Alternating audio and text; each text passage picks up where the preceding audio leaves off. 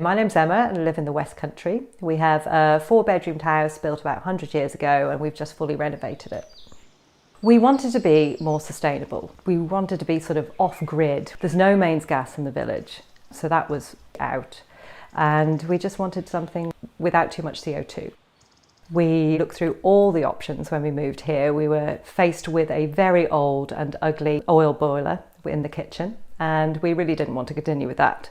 So we looked into ground source heat pumps, air source, air to air, air to water, PV on the roof, everything electric, when we saw the Smart 120.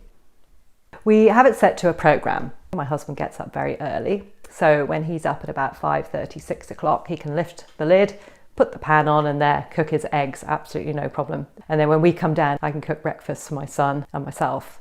Then in the afternoon, it comes on set to setting 1. So it's a low setting, which means that it's just heating the water and keeping the house warm. And then I can turn it up in time for cooking dinner later.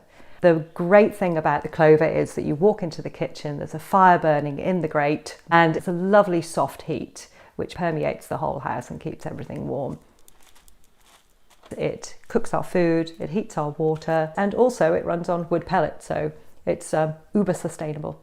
You've got the fuel, it's in your hands, you put it in, you know that it's a carbon neutral fuel, and you just know that the stuff that comes out of the chimney is toxin free and it's mainly just water. And then when you get the ash out at the end, we put it on the garden. It's absolutely brilliant for all the flowers and vegetables. We clean out the fire area about once a week. The soot collects on the top of the oven, and obviously you need to clean that about once a month, and that's very easy as an access point at the top of the hob. You don't have to change your heating system to accommodate the Klover. The only reason we changed things here was that we put in new radiators and totally renovated the house, so we changed some of the layouts. Most people have a cold water tank in their loft, which you can keep because you can run this on an open system. We've put in a closed system where we have a big aquatherm hot water tank, and that works absolutely perfectly as well with the Klover. It's a very heavy machine. Even though it's stainless steel, it's actually a lot heavier than you would think. The sides of the stove get very warm, so designing the kitchen around it was an interesting challenge, shall we say, but it's actually very easily solved.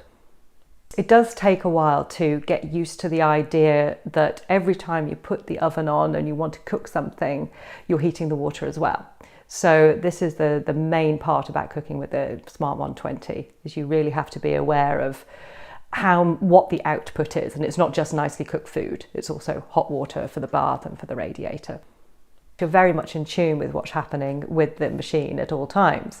Most of the time you've got a little tinkle of pellets and a little tiny whir noise, a purring noise of the auger as it goes around, and of course the purring noise of the fire as well. And it's beautiful. It's really calming and warming in its own self. So it's all lovely. It makes for a very happy home.